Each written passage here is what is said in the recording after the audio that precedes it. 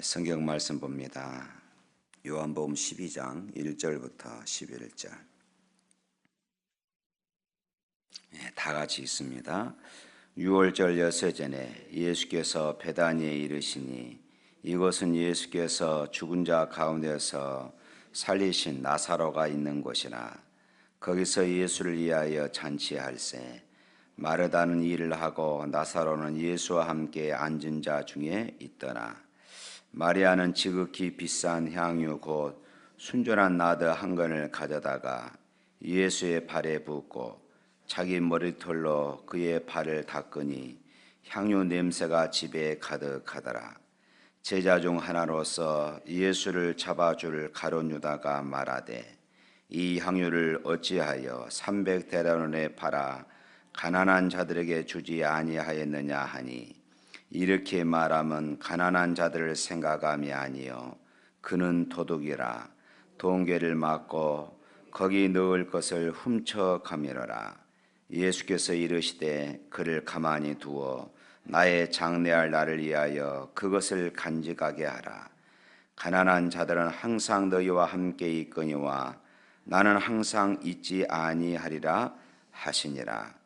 유대인의 큰 무리가 예수께서 거기 계신 줄 알고 오니 이는 예수만 보기 아니요 죽은 자 가운데서 살리신 나사로도 보려 함이로라. 대제사장이 나사로까지 죽이려고 모의하니 나사로 때문에 많은 유대인이 가서 예수를 믿음이로라. 아멘. 옆 사람과 인사 나눕니다. 새벽에 하나님이 도우십니다. 우리 또 한 번 하십시다. 내 인생에 하나님의 역사가 일어나게 하자. 우리 교회에 하나님의 역사가 일어나게 하자. 우리 가정에 하나님의 역사가 일어나게 하자. 우리 자녀들의 인생에 하나님의 역사가 일어나게 하자. 할렐루야. 이 요한복음 12장 이하에는 예수님이 이제 순환당하시는, 고난당하시는 그 한 주간입니다. 12장부터는 예수님의 고난당하시는 그 한 주간의 그런 기록들을 남기고 있습니다. 그래서 오늘 본문 1절 말씀에 보니까 그러지요. 6월절 엿새 전에, 6월절 엿새 전.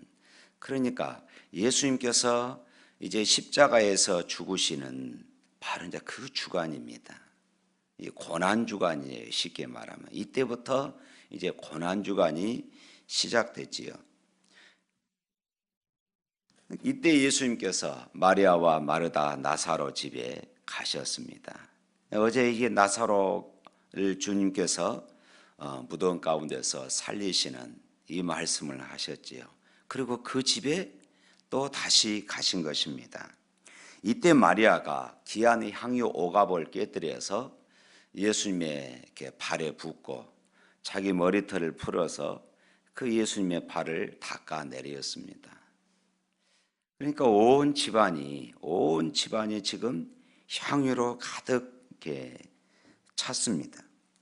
이 향유는 가룟 유다의 계산도로 해보니까 300데나리온. 이 300데나리온의 값어치는 오늘날 노동자의 1년 연봉에 해당되는 그런 엄청난 액수입니다. 그러니까 어마어마한 돈이죠. 그러니까 이때 당시 여인들이 향유를 깨뜨릴 때는 평생, 자기 일생에 평생 한 번 깨뜨릴까 말까 하는 이런 귀한 것이고 또 값진 것이었습니다. 평생 한 번 이 향유를 깨뜨릴까 말까 하는 이런 값지고 귀한 것이었습니다. 왜 그랬을까요? 왜 마리아는 이처럼 평생 한 번 깨뜨릴 수 있는 이 귀하고 그리고 값진 것을 예수님의 발에 부어 드렸을까요? 물론 어제 말씀드렸던 이 나사로 사건, 자기 오라비를 죽은 자 가운데서 다시 살리신 이 사건 때문일 수 있습니다.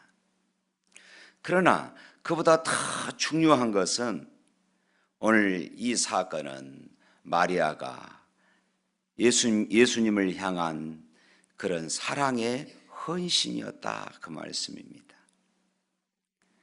예수님께서 베푸신 그 은혜에 너무 감격해서 예수님께 드리는 그런 헌신의 표현이었습니다. 그렇습니다. 사랑은 값을 묻지 않습니다. 사랑은 계산을 하지 않습니다. 사랑은 다 주는 것입니다. 사랑을 계산한다면 그것은 사랑이 아닙니다. 사랑을 값으로 따진다면 이것은 사랑이 아니에요. 예수님께 너무 비싸서 드리지 못할 것이 없다고 생각한 것이 바로 이 마리아의 신앙이었고 마리아의 심정이었습니다. 사실 예수님은 우리를 사랑해서 자신의 모든 것을 우리에게 다 주신 분이십니다. 하늘 보좌의 영광도 내려놓으신 분이십니다. 자신의 생명조차도 아끼지 않고 다 주신 분이십니다. 그러므로 우리가 정말로 그분을 사랑한다면 최고의 것을 드릴 수밖에 없습니다. 값을 따지지 않고 아낌없이 주는 것이 바로 사랑이기 때문에 그렇습니다. 하나님은 우리에게 이렇게 말씀합니다. 네가 나를 사랑하고 싶으냐?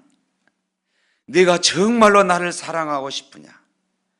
마음을 다하고 뜻을 다하고 힘을 다하고 목숨을 다해서 나를 사랑해라.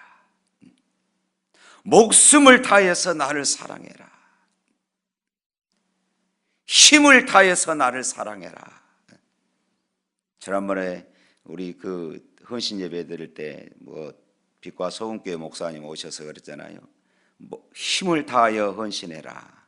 힘을 다한다, 이 말은 여인들이 아이를 낳을 때 힘을 쓰는 그 힘, 그 고통, 그렇게 하나님을 사랑하라.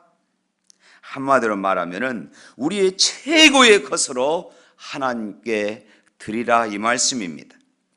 하나님은 우리의 최고의 것을 받을 만한 그런 자격이 계신 분이십니다.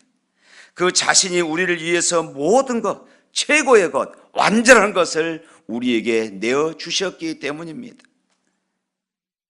저는 어느 선교사의 글을 읽으면서 무척 충격을 받은 적이 있습니다. 오래전에 인도에서 선교하신 그 선교사님이셨습니다.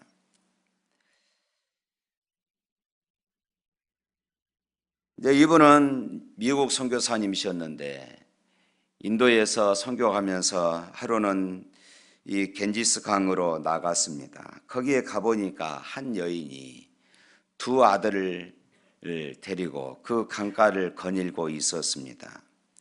인도에서 오랫동안 선교를 하셨던 이 선교사님은 직감적으로 알았습니다.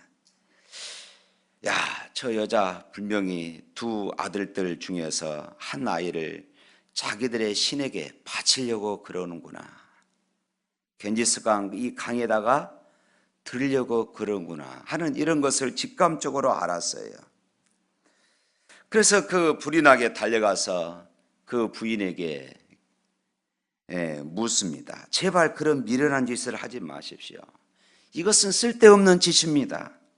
왜 아이를 희생시키려고 합니까? 이렇게 간곡하게 만류를 했습니다. 그러나 이 여인은 완강했습니다.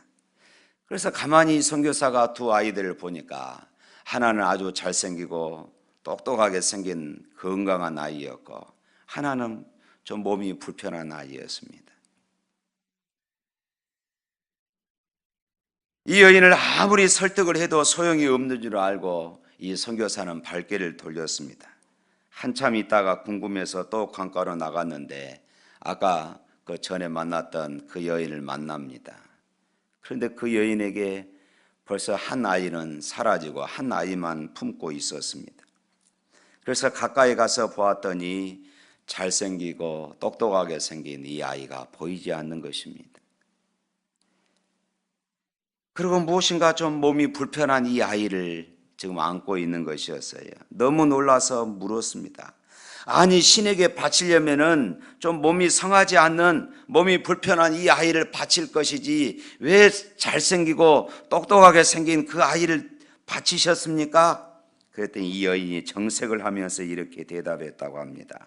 선생님, 미국에서는 어떤 신을 믿고 있는지 모르지만 여기 인도에서 우리가 섬기는 신은 우리가 그에게 최선의 것을 드리기를 기대하고 있다고 배웠고 또 그렇게 믿습니다. 드리려면 두 아이 중 좋은 아이를 드려야지 어떻게 덜 좋은 아이를 드리겠습니까? 여러분, 저는 이 선교 이야기를 들으면서 인도 힌두교의 신이 어떤 신인지 잘 모릅니다. 그러나 그 신이 죄인을 구원하기 위해서 하늘 보좌를 버리고 이 세상에 오셨다, 이 이야기는 들은 적이 없습니다. 그 신이 우리 죄를 구원하기 위해서 우리의 생명을 대신해서 자신의 생명을 십자가에 버리기 위하여 죽었다, 이 이야기도 찾아볼 수가 없습니다. 그럼에도 불구하고 그들은 그 신에게 최상의 것을 그렇게 드린 것이었습니다. 저는 이 이야기를 들으면서 가슴이 뜨끔하게 느껴지는 것입니다. 야, 우리가 신앙생활 하면서 뭔가 잘못 생각하고 있지는 않는가? 저는 가끔 예수를 믿는 사람들 가운데 매정하고 인색한 분이 너무 많지 않은가, 이런 생각도 해봅니다. 하나님이 자기 아들 예수님을 십자가에 대신 희생시키시고 우리를 구원하시며 우리를 하나님의 자녀로 그렇게 삼으실 정도로 우리를 사랑하신다는 것을 확신한다면은 우리의 반응이 뭔가 달라야 할 것인데, 너무나도 속이 뻔히 보이는 그런 신앙생활을 하신 분들이 계십니다. 신앙생활 하는 사람들 중에 두 부류가 있다고 생각합니다. 하나는 행복한 신앙생활을 하는 사람이고, 또 하나는 신앙생활을 하면서 마지못해 때로는 불행한 신앙생활을 하는 사람들이 계십니다. 행복하게 신앙생활 하는 사람들은 날마다 예수님의 사랑에 감격합니다. 나를 구원하는 것을, 나 같은 것을 구원하시기 위해서 주님이 십자가에서 죽으시고 주님이 십자가에서 생명을 다 주셨다는 사실을 생각하면 그분을 향한 사랑이 항상 가슴에 벅차오르는 이런 사람입니다.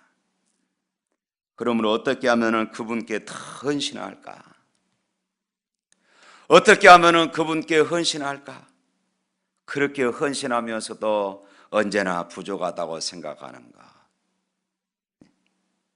늘 울어도 눈물로써 못 갚을 줄 알아. 몸밖에 드릴 것 없어 임원 드립니다.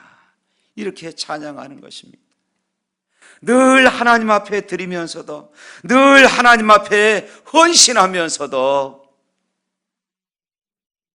몸밖에 드릴 것 없어 이 몸 드립니다. 자신의 몸을 아끼지 않습니다.